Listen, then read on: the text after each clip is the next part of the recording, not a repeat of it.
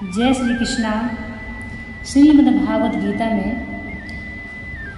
बतलाया गया है कि काम, क्रोध तथा लोभ ये 3 प्रकार के नरक के द्वार हैं, आत्मा का नाश करने वाले अर्थात उसको अधोगति में ले जाने वाले।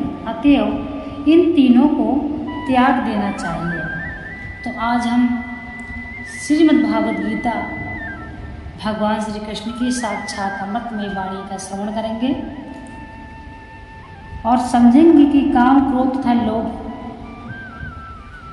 कहाँ तक सही है।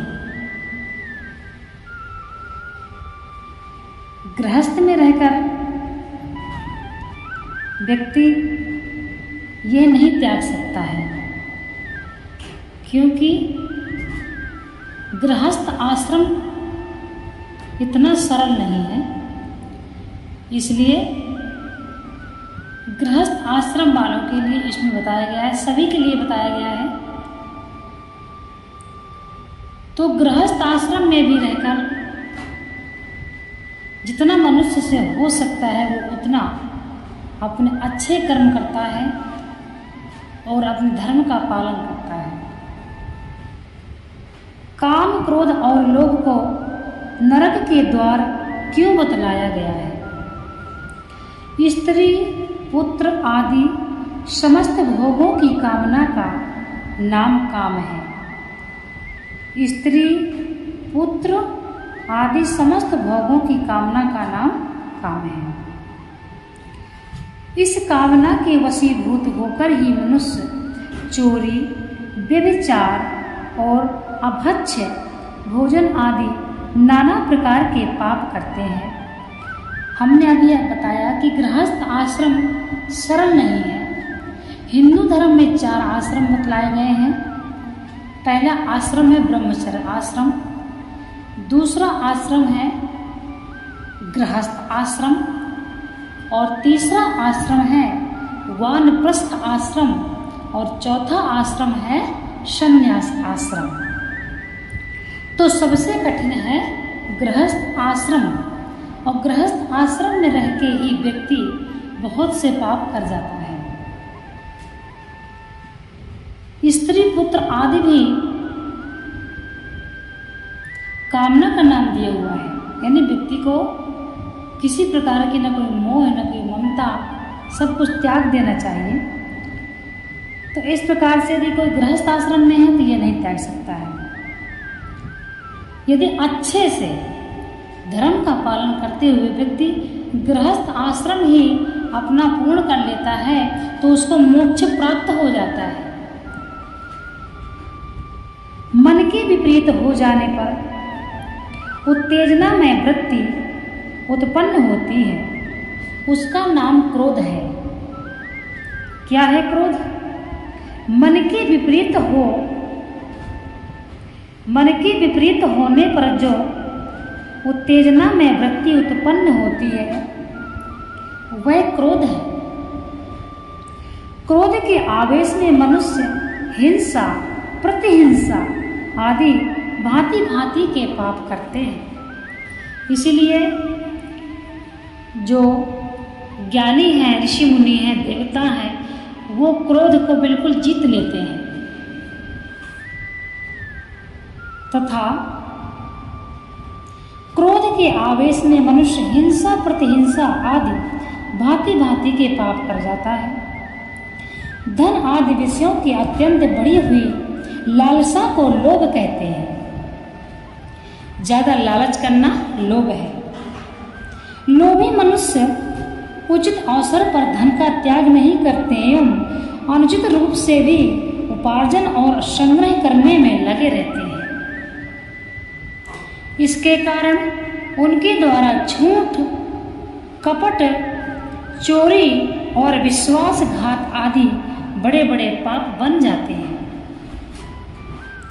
पापों का फल तामिश्र और अंधतामिश्र आदि नरकों की प्राप्ति होती है। इसलिए इन तीनों को नरक के द्वार बतलाया गया है। राधे राधे। काम, क्रोध और लोभ को आत्मा का नाश करने वाले क्यों कहा गया है? आत्मा शब्द से यहाँ जीवात्मा का निर्देश है, परंतु जीवात्मा नाश कभी नहीं होती है, अतएव यहाँ आत्मा के नाश का अर्थ है।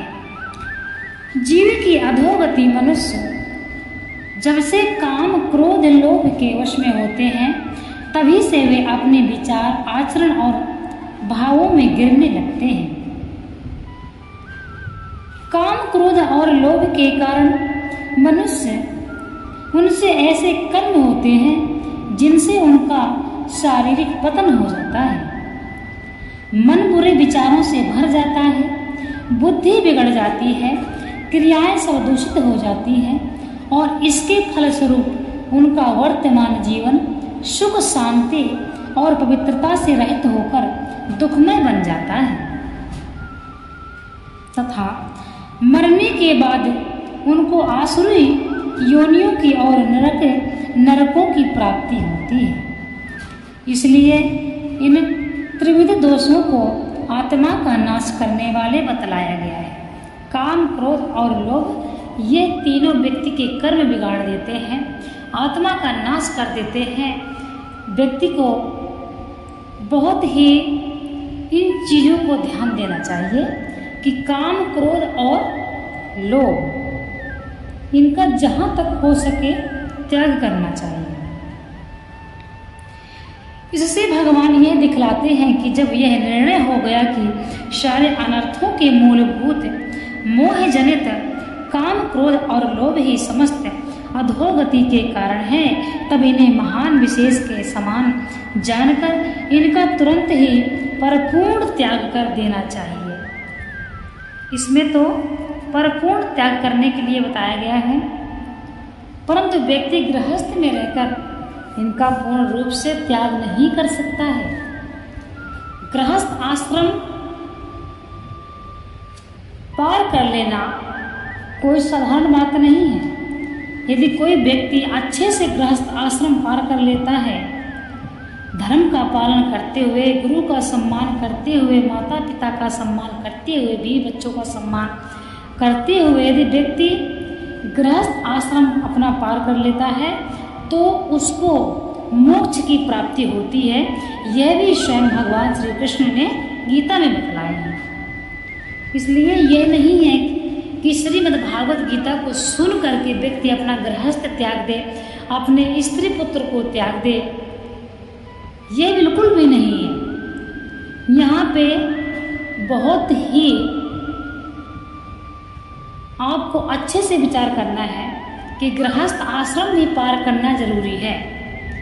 इसके बाद वानप्रस्थ आश्रम, फिर संन्यास आश्रम। ये हिंदू धर्म के 4 आश्रम बताए गए हैं और यह भी बतलाया गया है कि ये चारों आश्रम व्यक्ति को करना अनिवार्य है। इसलिए गृहस्थ आश्रम पर व्यक्ति को बहुत ज़्यादा ध्यान देना पड़ता है।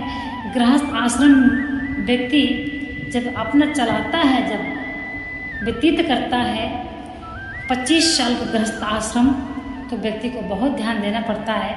इसके बाद 25 साल और गृहस्थ में रहकर वानप्रस्थ आश्रम भी करना है, यानी दिन में अपना काम करना है। कुछ समय निकाल कर वनों में जाकर, बाग में जाकर, शांति स्थान में जाकर भगवान को भजन करना है। उसको बोलते हैं वानप्रस्थ आश्रम। तो इस प्रकार से श्रीमद् भागवत गीता में समझाया गया है कि नरक के द्वार किस प्रकार से है काम, क्रोध अथवा लोभ।